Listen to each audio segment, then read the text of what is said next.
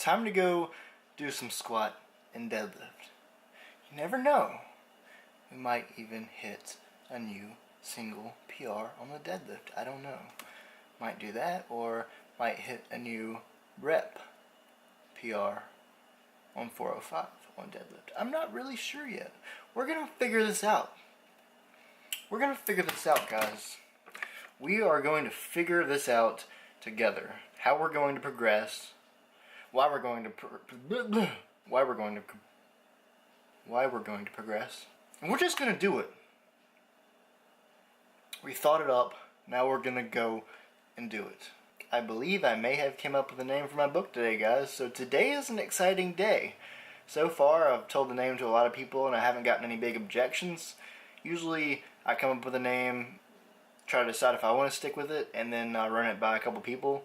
I've ran it by 2 people that are important to me, and they both like it. So far, so good. I'm going to run it by a couple more people and sit on it for another 3 to 5 days. And if this title's good, this is the title. We can move on to getting started on the cover of the book while the book is getting finished.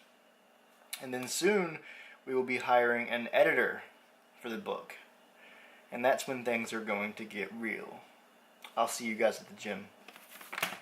Did you guys ever do a job like that?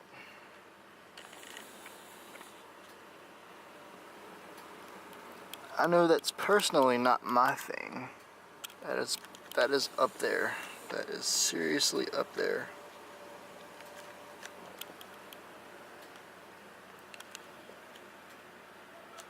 I'll say one thing though. That would make for a freaking awesome place to do photo shoots. So I'd probably climb up that thing just for the sake of photo shoots because I'm crazy like that. But I wouldn't work up there. That's not for me. Not for me. Maybe for some people, but not for me. We're going to this building over here. The gym. Let's go.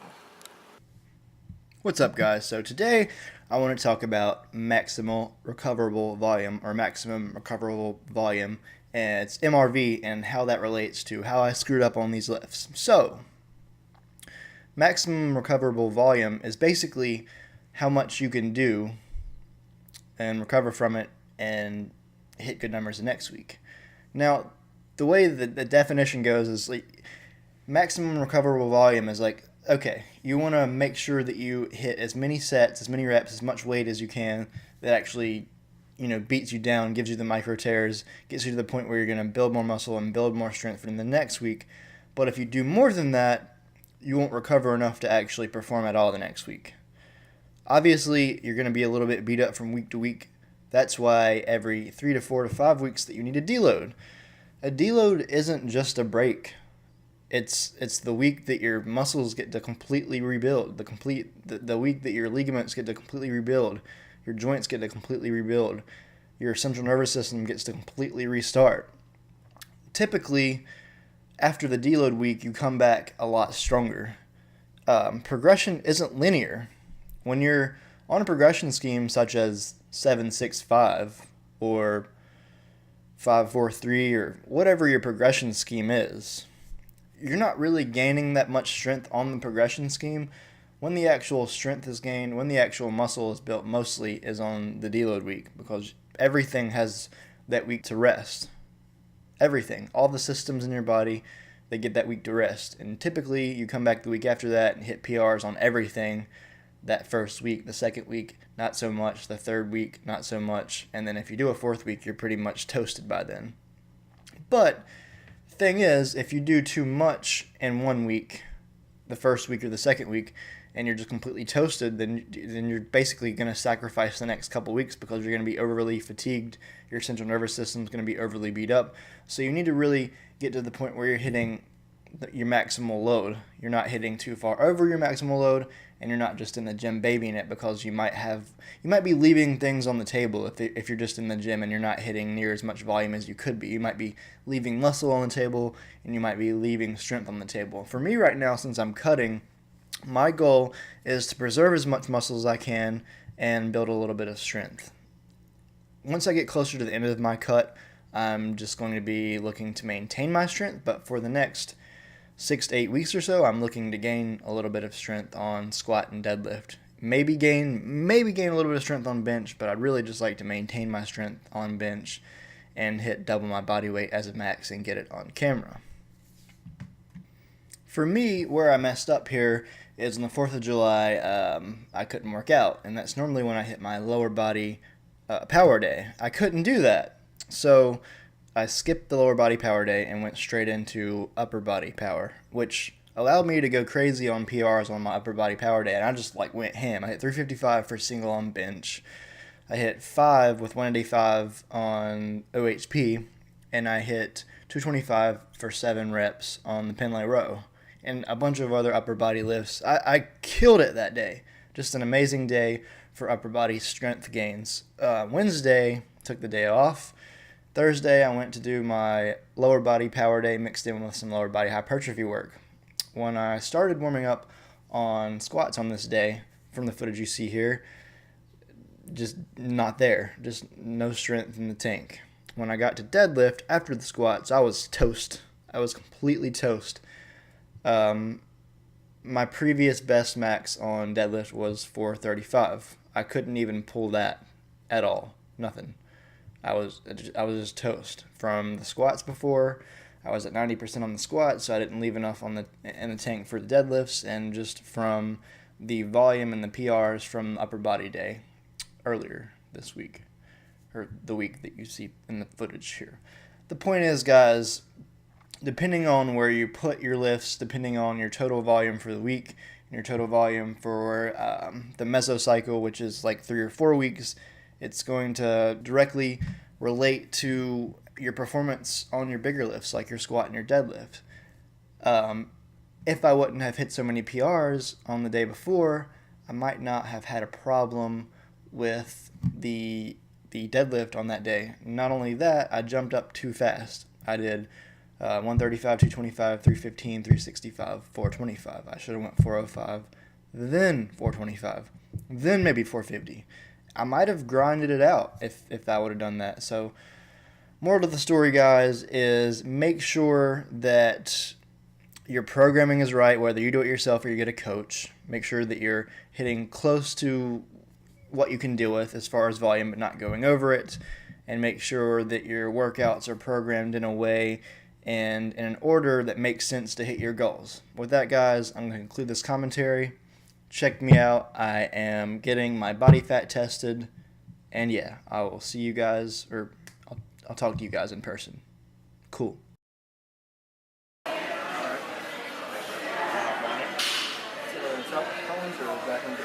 Yeah, you just want the heel on the back one? Well, you say you're 22, right?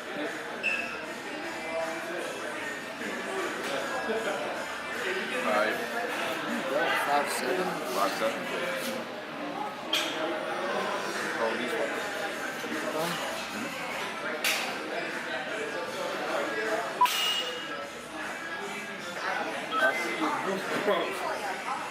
Let's see what he's looking like now. Alright. Yeah, I told you. What is it? Between 8 and 12, I told you. Between 8 and 12? Where does it say it at? Right there. It's 12. How do I have a lower body fat percentage? How? I think that it's probably off by a couple percent. You think it's higher? I'd say 13, 14. Oh, and that's good too, man. What is that? You're proportionate, but you're over. You have more muscle mass in all these areas. That's good. So this young man is at. Body fat's 12%. Yeah, that's awesome. Basal metabolic rate 1910. So that's how many calories you burn just sitting on the couch. Skeletal muscles way up there. Look. Yeah. That's good, man. You want that V shape. That's really good. There, skeletal muscle. Mm-hmm. Right here, skeletal muscle. 91.1. Huh. That's good, right? Yeah, thank you. And you want your water weight to be at least half of your total body weight. Okay. So there's 115.3. So you're on track there as well. So I was a little disappointed at the gym. I didn't hit my deadlift whatsoever what I wanted to get. I think my central nervous system was a little bit beat up from the amount of PRs that I hit on my upper body day a couple of days ago, but still pretty frustrated. Not only that, I lifted a little bit more weight than I did on my squats when I hit the last PR on deadlift, which was 405 for 5 reps, I believe. The goal today was to hit about 450, 455 on deadlift, and that didn't go anywhere near plan. Nope, I couldn't even get 425 off the ground. It got stuck on my leg, and then I decided to attempt 440. Couldn't even pull 440 off the floor, so I became very disappointed. For that moment, I just wanted to leave the gym and go home. And I was like, all right, let me gather my thoughts back together. So I went and did some leg press and some calf raise after that. Really, really frustrated. Went and got my body fat tested after that. About 12% is what it turned out to be. My basal metabolic rate was about 1950 calories, which basal metabolic rate, if you guys don't know, is the amount of calories that you burn at rest while you're not doing anything, while you're just chilling. The body fat scale was off a little bit in my opinion. I believe that I'm about 13, 14%. I wouldn't say that I'm 12% body fat just yet. But what I am going to do is I'm going to go back and use that scale again in 2 months and see what the difference is from body fat from now into the next 2 months. I'm hoping to get my body fat down from where it's at, so according to that scale 12, down to about 7 to 8. So I would like to drop about another 6% body fat, 6-7% body fat in the next 2.5 months, maybe 3 months. I'm not really sure yet. Don't really have a time limit on it. I want to take some pictures, maybe a photo shoot for the cover of my book. And by the way, I have a name in mind. I'm pretty sure that I have the name finally. I can't tell you guys just yet, but it's pretty cool, and you're probably gonna laugh at the name. It's a very simple name, something that you could think of in like less than 5 seconds, but it was my title after 30 other titles that were much more complicated. But anyways, 2 reasons that I'm on camera right now after the gym. I was gonna end today's video there, but number 1, I just went to Walmart. Picked up some condiments. I'm sitting outside Walmart now thinking about my experience at Walmart. I'm sure you're expecting me to say how terrible it was, how people were rude, how people were gross, and usually that's what you hear about Walmart, but that's not the case. One of the most adorable things happened. I was getting some fat-free ice cream, and a little girl was sitting in a buggy directly over from me, and she was just like adorable, making cute little facial expressions, being a cute little baby girl. And I waved at her, and she was like, with this adorable little look, waved back at me. And so we exchanged wave like 5 times, and she was with her mom, and her mom was like, you're so energetic, just chill out. And I was like, just so, like, that just made my day. I've had this past 2 weeks for me, I've been kind of stressed a little bit. This past couple months have been tough in general, but today I was frustrated because of the deadlift. I don't want to say it was a bad day, but I was frustrated because of that, and that just little act of innocence and kindness from that little girl just made me feel so much better. So freaking cute, man. After that, I was walking down the aisle. It got crowded, and I was fully expecting one of the people that was trying to get around. I stopped to let everybody else go around, but I was fully expecting someone to say or do something ignorant because it's Walmart. And so this little girl starts walking past me, and I was thinking she's gonna say something weird. And she just looks at me and says, "You're really pretty." And this is like a 11-year-old girl maybe. I didn't expect that at all, and I was just like, "Oh, thank you." I just didn't really know what to say. It caught me completely off guard. Usually you don't get compliments like that by strangers. Usually it seems like strangers don't care. It's almost where I live that strangers want to attack you all the time. People want to put you down. So when I see an adorable little, probably 3 or 4-year-old girl just innocently, like, just waving, just such a sweet soul, it just makes me happy. And then 10 minutes later, I get told that I'm really pretty by about probably 11-year-old girl. Things like that, guys, you don't think about it, but things like that just, like, for me, that just makes my day. That even makes my week. Just the small interactions that I have with people, that's really what my day is predicated on. You can have one person from McDonald's be a complete dick or asshole to you for no reason. You're nice to them, nice customer. You're trying to, do everything you can to be a good customer, and they're just a dick. And it'll ruin your day because you're like, what is the world coming to? On the contrary, you could go somewhere and one person gives you a genuine compliment or says something genuinely nice to you, not to get anything back from you, they just thought it up because they saw you and it was a genuine thing that they thought. And like that one little genuine act of kindness can make your day. If you say it to someone else, if you do it for someone else, can make their day. You being frustrated and showing it to the world can destroy someone's day. So think about that before you put your attitude out there for everybody else to see, hear, and feel. But since I went to Walmart, guys, I wanted to show you guys what I picked up. I don't know if you've ever tried the Clear Zero American drinks. They're literally like, basically like sodas, but they're 0-calorie, hopped up waters that taste like sodas. This is a limited edition flavor here, orange cream. Guys, if you can ever find the orange cream Clear American soda, oh my god, it tastes like you're drinking orange sherbet. I'm not kidding. It tastes like you're drinking orange sherbet. Also got some Breyers fat-free ice cream. This is the fat-free ice cream that I can find at my Walmart. You can find some fat-free ice cream. It's hard to find a lot of it, but Breyers is about the cheapest thing that you can get without going up to freaking Arctic Zero. This was about $2. If you go up to Arctic Zero, you're reducing the calories just a little bit, but you're going from Breyers fat-free, which is about $2, to $4.48 for half of this. I think it's actually less than half of this. I think it's a third of this for double the price. It doesn't make any sense. Yeah, they're helpful. They're low calorie. They're really good for macros, but they also don't have as much taste as this. So bang for your buck wise, macro wise, this has 90 calories, 20 grams of carbs, and a 63 gram serving, 2 grams of protein. So yeah, in 1/2 cup you get 20 carbs and 2 grams of protein.